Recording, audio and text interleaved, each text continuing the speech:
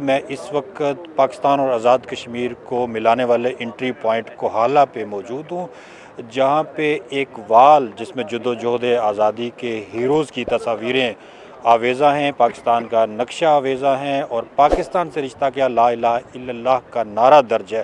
آزاد کشمیر اور پاکستان کے پرچموں سے مزین وال، اس کا ابھی کچھ دیر پہلے افتتاح کیا ہے آل جموں کشمیر مسلم کانفرنس کے سربراہ اور سابق وزیر اعظم سردار عتیق احمد خان نے اور پاک فوج کی قیادت نے۔ آج یہاں کوہالہ کے مقام پر یادگار پاکستان کے قیام کے موقع پر ہم لوگ اکٹھے ہوئے ہیں۔ مسلح افواج پاکستان کے نمائندگان بھی موجود تھے، کل جماعتی حریت کانفرنس کے نمائندگان بھی موجود تھے، ہم لوگ یہاں پہ موجود ہیں۔ اللہ تعالیٰ نے چاہا تو ماضی میں بھی پاکستان تمام آزمائشوں میں پورا اترا ہے، خدا نے چاہا تو مستقبل میں بھی ساری آزمائشوں سے پورا اترے گا، ساری آزمائشوں پر پورا اترے گا۔